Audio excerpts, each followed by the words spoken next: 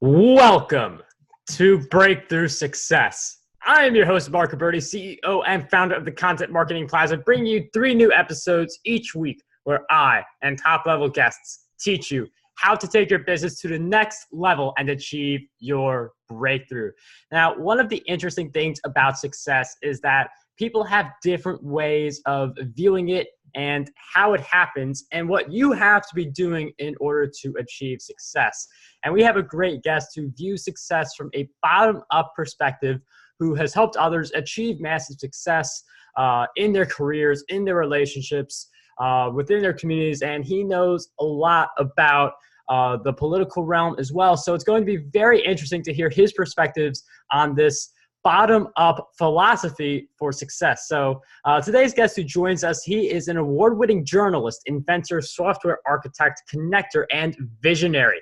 He's written articles for places like the New York Times, Wall Street Journal, CNN, ABC, the Huffington Post, Success, Discover, and so many other places as well. He's given talks and workshops to Fortune 500 executives and national medical and psychological organizations. He hosts some of the world's smartest, most interesting, and powerful people on his Bottom-Up radio show.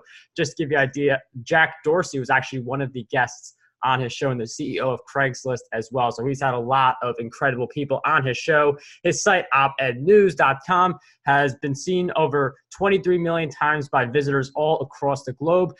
His latest book, The Bottom-Up Revolution, teaches people how to master the emerging world of connectivity. So today's guest for episode 358 of the Breakthrough Success Podcast is none other than Rob Kall. Rob, it is such a pleasure to have you on the show. It's great to be here. You've got a very interesting show. I appreciate being in the company of the people you've had as guests. Rob, I'm so happy to have you on the show. Just for background, Rob and I met at the National Publicity Summit, and just with a few minutes to talk with this guy, I knew I needed to have him on the show because he has such a great perspective on success. He's achieved a lot of success, helped people achieve success. So we'll definitely get into a lot of that. But before we do, can you just give us some background on how this bottom-up philosophy for you first came into play and when you started advocating for it? Well, it started for me with my website. I started a personal blog, and it started taking off, and then it started going wild. And I started getting a lot of people submitting articles and content to it, and the traffic kept growing and growing. And I started having hundreds and then thousands of writers writing for me, and hundreds of thousands of readers, and dozens of volunteers who were volunteer editors. And it was a real growth process for me because I didn't know about blogging, and it was all a new experience to me. And this was I started it in 2003. So blogging was still in a kind of early formative stage then. And I made mistakes. And I went to my readers and my writers and my volunteers, and I asked for their advice and I asked for their input, because I learned once I started making mistakes, maybe I should ask before I make the mistakes. How do I do things? How do I make policies? And I got great feedback, and I looked at it and I said, this is bottom up. This is getting my clients, the people who are my contributors, to participate in making the decisions on how to make the site work. And so I had this epiphany. Bottom up is really cool. How else can I understand where bottom up applies? And then I looked and I saw Google. Google in 2003 was already doing amazing. They had already surpassed Alta Vista and Yahoo as the top search engines. And what did they do? They had a very bottom-up algorithm. Basically, the top result for Google was the website that had more other websites linking to it than anyone else. And that's totally bottom-up because it's all about connections. Bottom-up, I talk about bottom-up, but most people don't really get what bottom-up is or know what it is. If they have any idea, they think about it as being grassroots or wisdom of the crowd or crowdfunding or the comments on Amazon or Yelp. But it's really, it's more than that. And this was part of my bottom-up journey that I discovered what the different ways that bottom up had meaning. And one of the big ones was to discover that humans evolved to be unbelievably bottom up in the way their brains work, their endocrine systems work, that humans literally have hundreds of different genes that are bottom up genes that affect how we relate with other people, how we relate with nature, how we see the world. And that's the way humans evolved, as hunter-gatherers in bands, not even tribes, in bands of 30 to 80 people. And that's the way humans existed for about 7 million years, if you look at our predecessors. And that's the way we were until civilization appeared. Now, the earliest civilizations came about 10,000 years ago, but hundreds of millions, if not billions of people became civilized or were first exposed to civilization 500 years ago. And civilization changed things. Civilization is very top down. Civilization has hierarchy and centralization. It has domination, power over, where as compared to power with, which is the way hunter-gatherer bands worked. And civilization started repressing a lot of the aspects of bottom-upness that humans have. And what I believe, and the reason I got excited and started thinking about doing a book on this, was that the internet and smartphones have reversed that. Internet and smartphones have catalyzed the return to bottom up, a massive explosion. Because I think that being bottom up with 7 million years of evolution may be the biggest trend in human, not history, but human existence. It goes way past history. So, you know, you look at people like Jack Dorsey and Mark Zuckerberg and Craig Newmark and the founders of LinkedIn and countless other bottom-up social media sites. They figured it out. They tapped this power, this bottom-upness of who we are, and they became wealthy with it and successful with it.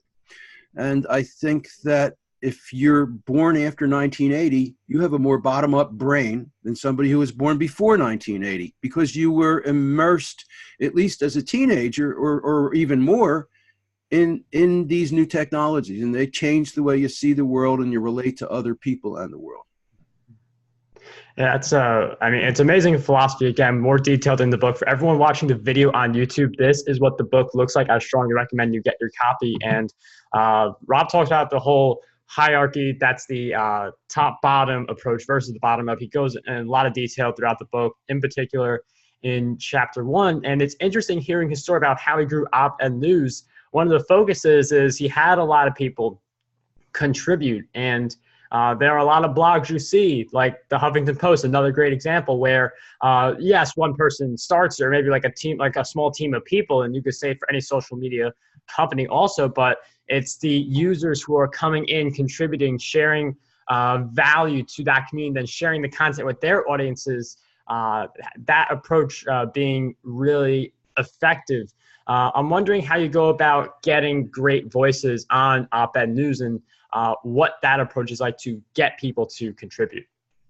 Okay, so first, can I talk a little bit about blogging in general and why people should do it? Definitely. I think it's a great area, so go for it. Let us know. The thing with I started blogging because I had some ideas that I wanted to get out there.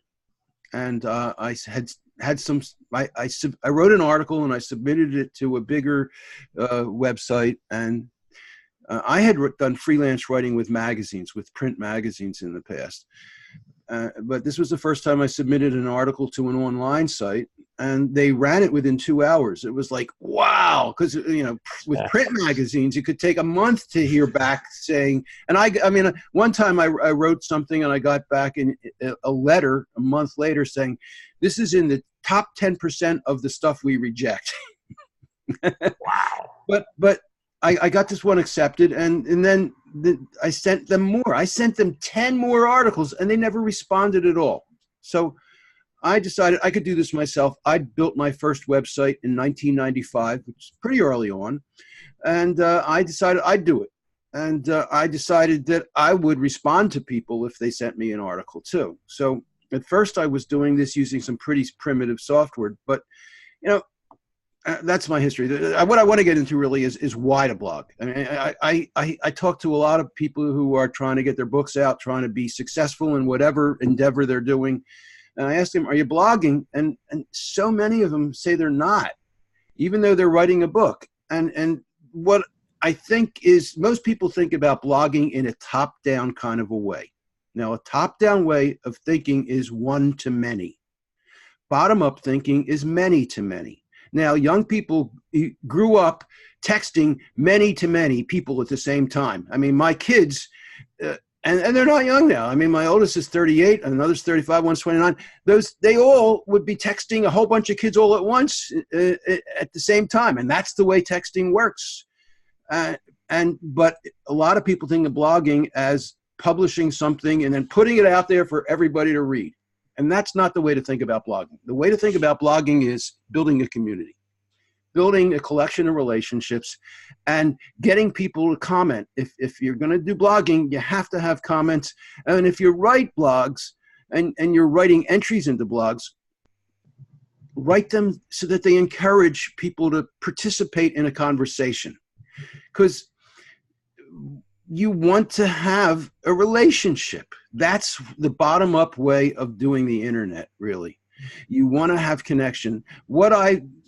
At one point, I came to the conclusion that we had transitioned from an information economy to a connection economy when Facebook passed Google in views and users, because Facebook's all about connection. And really, Google is a lot about connection too. But I really think that that's where we are. So when you're thinking about bottom up, think about connection. Connection is one of the most important words that you're going to get into with bottom up thinking. And when you're thinking about blogging, you want to think about the people who are participating in your conversation that you're starting. Now, how do you get other people great names? You ask. You ask and you ask and you ask. Now, you mentioned, Mark, that we met at the National Publicity Summit. People attend there to learn how to get skill and make connections with media. And one of the things that they teach the people attending there is you don't ask once. You know, I have my site set up as a nonprofit, and in the early days, I would ask every 2 or 3 months for a donation. Now I ask many times a day. I've got it automated and set up. And when somebody submits something or somebody reads something, they're going to be asked for a donation. They're going to ask. I'm going to ask for help, because there's not a lot of money in blogging necessarily. It can be. I mean, it used to be a lot better. Google used to pay a fortune, and other advertisers did as well, and that's really changed. I mean, just Google, I've made hundreds of thousands of dollars in advertising, which paid for my bills basically. But you want to get into getting people to share their information. And an awful lot of people are willing to let you republish what they've already published somewhere else. And that's a good way to get started. So if you see somebody who's writing that you like, let's say it's on Medium or on some other blog, write them. Ask them if you can have permission to reprint it, and that you'll link back to the original source or wherever they want you to link back. And a lot of times you'll get a yes. And that helps you to get better quality writers. And sometimes you can ask people to do an interview with you.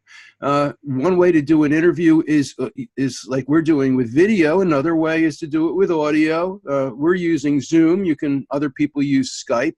For audio, there are all kinds of different free conference lines that you can Google and find that'll save an MP3 file for you.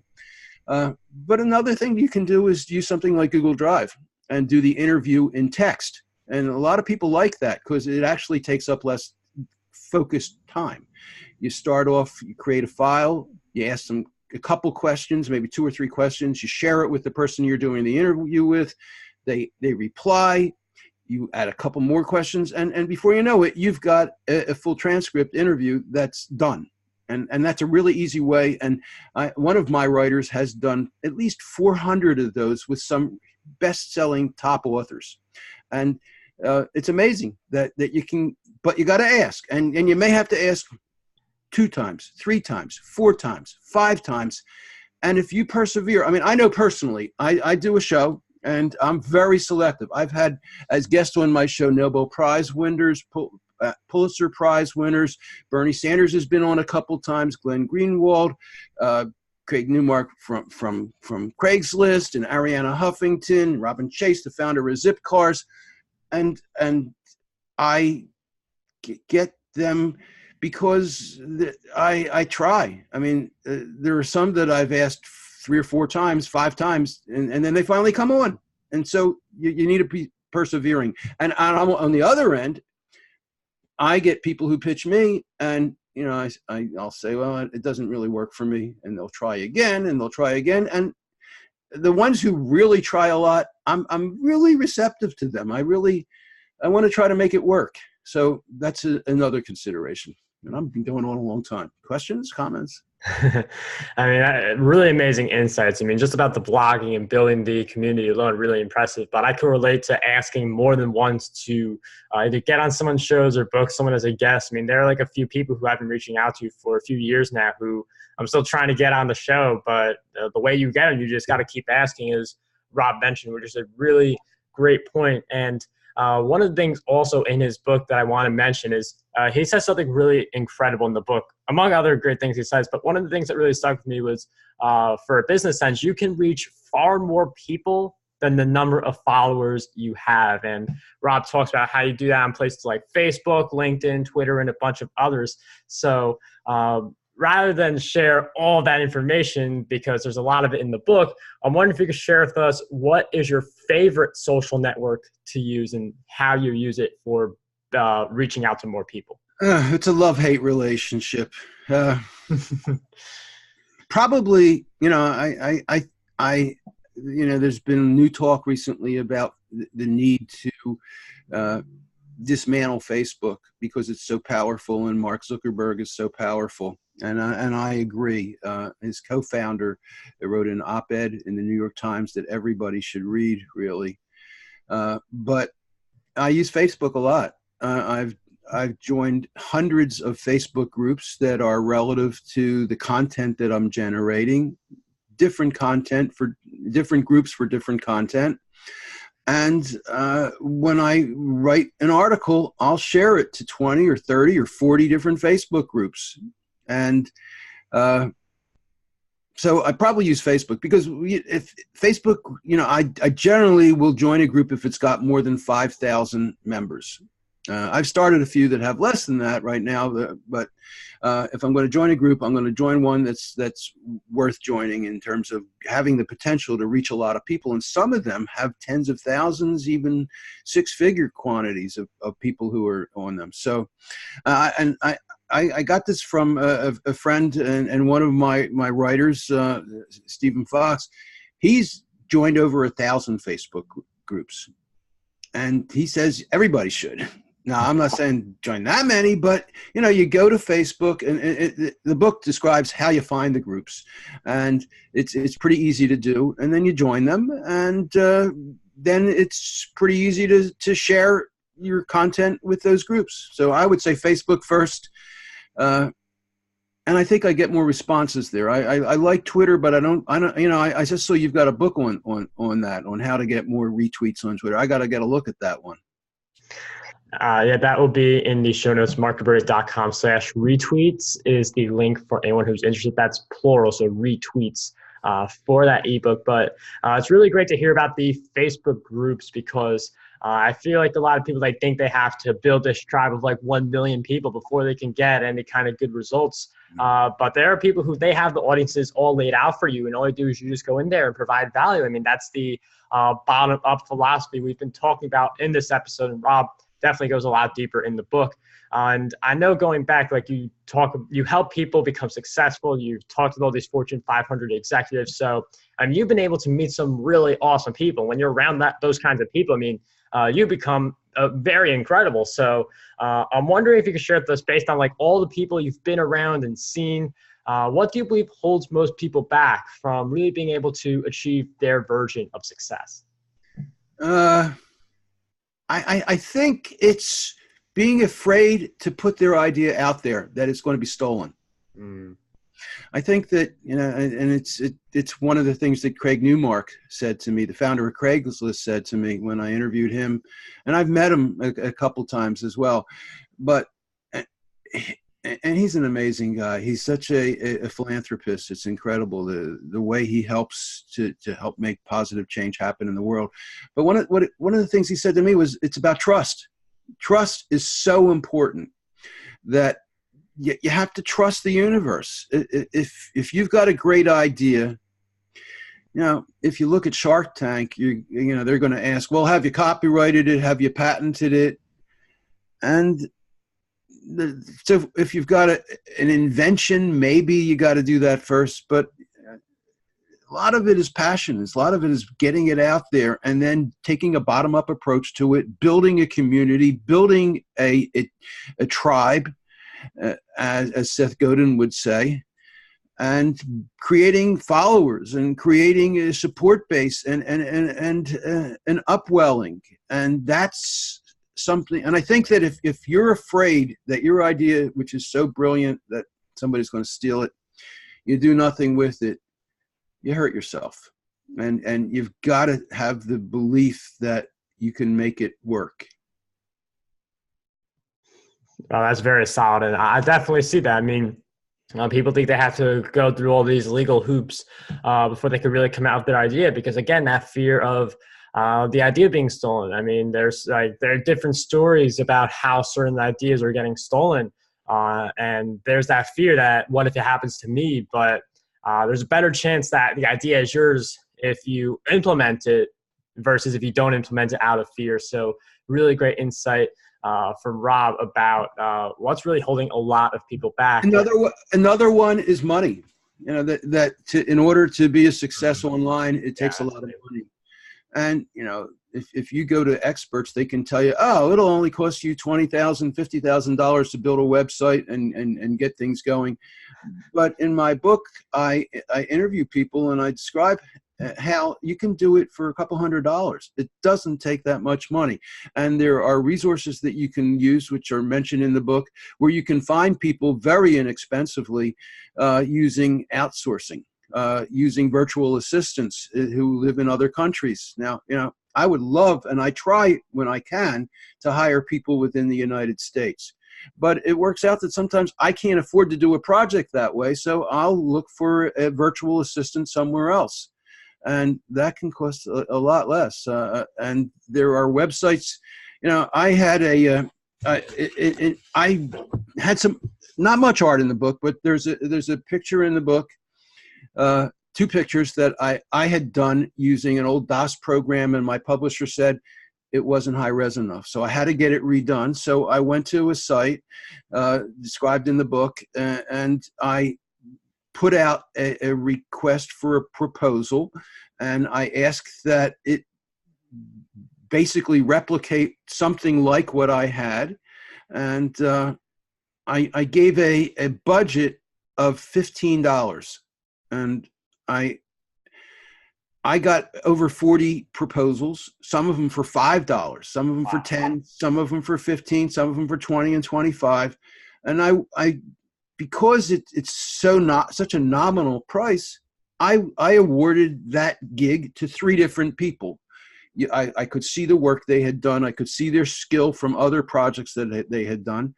And then I picked 2 that I liked, and then I sent those 2 to my publisher to let my publisher decide which one to use. Same thing with the cover. The cover, actually, you have an advanced reader copy. And can you show it? Yeah, sure. So if you look at yours. This is on YouTube, so everyone listening. Yeah, for YouTube. There are 6 men on yours.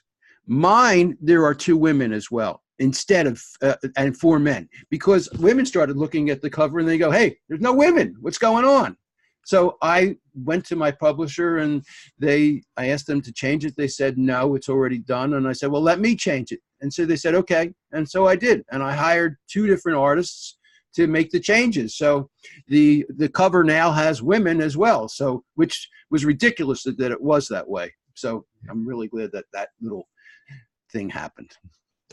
And it's really interesting how like you can find these people who are more affordable than what you would think, because I feel like a lot of people, they do think you need a lot of money for a business, but if you don't have money, it does force you to get a lot more creative anytime you do have money to put into the business. So you don't need a big injection of money to really go forward with the business that you're thinking of. And another thing that is really essential for anyone's success are the habits that they develop.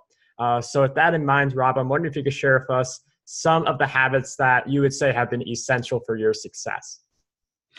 Well, in the chapter on bottom-up thinking about the internet, I talk about how one of the things that I try to do is I try to think with a bottom-up way of seeing the world. When I look at the internet, I look at it as something that can come to me, and that I can go to the internet and use for crowdsourcing without having to even put anything out there. So, for example, one of the examples that I give is I like quotations. I've collected them over the years. I've even got a quotation website, quotationscentral.com, which is embarrassingly old, and I haven't changed it, but it was fun to do at the time. And you never know whether a quotation is accurate or who actually said it. So what you do is you can search and see, and you can type in some of the words from the quote and see who is attributed to saying it. And sometimes you'll find, well, there's 20,000 people who say that this was Nietzsche, and then there's another 40,000 who say it was Goethe or something like that. And you can use the wisdom of the crowd to figure out that. I do that all the time. For spelling, there are some words that I just have a mental block on spelling, and I'll go and I'll check what's the spelling of something. So you can use the web that way to figure really basic stuff out. Or let's say you're trying to develop a new product. Think about how you want to, who are the people who you're interested in who are creating that product? Do a search on them. Get Google alerts on them. Who are your competitors? Same thing. You want to look at what's hot, then do a Twitter search on hot and the keywords that you're looking at. You can use all of the internet to bring to you information that you don't normally think about. It's not just searching for a thing or a website. It's searching for ideas. It's searching for patterns. It's searching for connections and relationships. Because, really, bottom up is very much about relationships and about patterns. One of the other people who really influenced my thinking on bottom up was Fritjof Capra. Earlier on, he wrote the book, The Tao of Physics, the connection between physics and Eastern philosophy. But more recently, he wrote an amazing book called The Systems View of Life. And systems theory is the model of science that has replaced necessarily the old model of science that was Cartesian, and the linear approach that was mechanistic, that broke things apart and looked at everything as though it was a machine. The new model is called systems theory or chaos theory or nonlinear dynamics theory, and that's based on the idea that you study interconnections and patterns. Because the old model didn't work for subatomic physics and it didn't work for ecosystems. The new model does. And I see bottom up as really much closer to that model, looking at the patterns and looking at the relationships. And one of the big goals that I have for the book is to get people to start seeing the world in a more bottom-up way, where they're connection consciousness, because connections are such an important part of who we are. We evolved to be connected beings. And we also evolved, another angle that I cover in the book is story. Story is huge. We evolved to be story processing beings. We tell stories and we see the world in terms of stories or narratives that we keep in our heads that define who we are, who we relate with, how we're connected to everybody else and how things work. Rob, I really love your focus on connectiveness because the world is a very connected place. That's exactly where we are and where we are going even deeper. So all of your habits seem to align towards that main concept of connectivity, which is something that we should all think about. How can we not just stay connected, but get more connected with more of the right people? So really excellent habits and really excellent insights also throughout this episode. There's a lot for us to implement from this episode on the bottom-up philosophy. Yeah, let me mention that I got into connection. I believe that connection is so important that it's an essential part of who we are. I mean, if people are not connected to other people, they're depressed, they are isolated, and if you're going to be successful, you don't do it alone. You do it by making effective, smart connections, and they're connections that attract other people. So a couple things in there. One is the idea of attraction. I had a chance to interview one of the interviews that I was most excited about doing was interviewing Joseph Nye. Joseph Nye, if you Google him, is ranked as one of the most respected experts on diplomacy in the world. He's also the head of the Trilateral Commission for the United States, which is a hugely powerful organization. And he wrote the book on soft power and the future of power. And soft power is bottom up. Hard power is weapons, money, force, where you force somebody to do something. Soft power is music, it's arts, it's attraction, it's building bridges and schools. And soft power is the way that you attract people and you get people to like you and to want to work with you. And that's a bottom-up approach, I think, that is so valuable. And I think it ties in really with compassion and empathy. And those are also very important aspects of being in a bottom-up world connection conscious. You want to have these soft powers. And I believe that bottom-up is a kind of intelligence, and we all have bottom-up power within us, in our genes, that if we can tap that power, it can change our lives. But it's not hard power. It's not power that gives you the ability to make people do things. It gives you the power to collect from people their wisdom, to relate with them, to see new patterns of interaction and opportunities, and to build deeper, more meaningful relationships. And that is, that is the kind of power I think that makes leaders successful and makes innovators successful too. So one of the things that I did was I got into trying to understand the idea of positive experiences.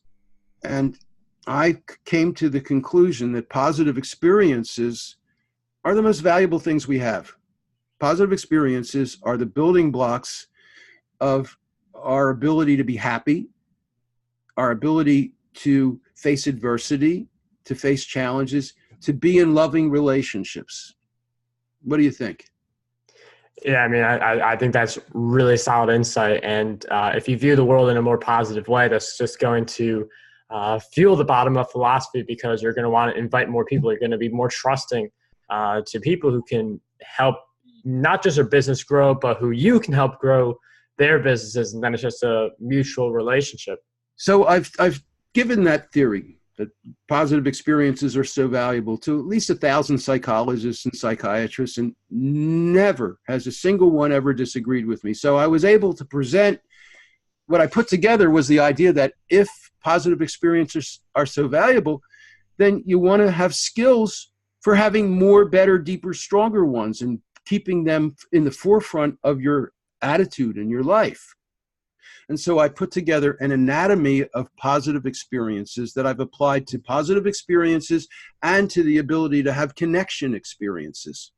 And the book goes into detail on the different stages of how to have better, stronger, more longer lasting, deeper, more meaningful, positive experiences, and how to connect more effectively. So there are detailed, concrete instructions on how to do that in the book. Yeah, so that book, Rob's book, we've been talking about it for a while, but we're only really hitting on some of the points in there in this episode. So if you want to read more of the book, that will be in the show notes, marcguberti.com/E358. Rob, it's been such a pleasure to have you on the show. I know you have a few other places, opednews.com. So can you just give us an idea on the vibe of connectivity? Where else can we find some of your work? Probably the best place to get to find out all about my stuff is robkall.com, ROBKALL.com.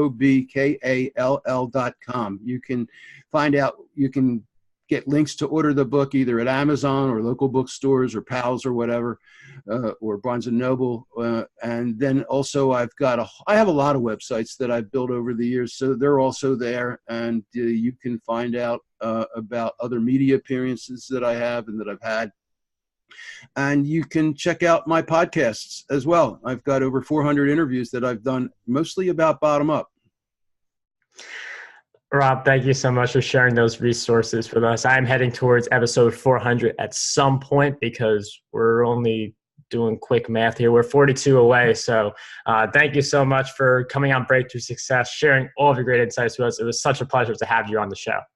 It's been really fun. Thank you for having me. I really appreciate it. And like I said before we started recording, I want to have you on my show. I think you've got some great insights and information to share. Thank you, Rob. Definitely talk about that off the recording. But anyway, Breakthrough Success listeners, thank you so much for tuning in to another episode. I'm really grateful for each time you guys tune in. So just thank you so much for coming on to listen to the episode.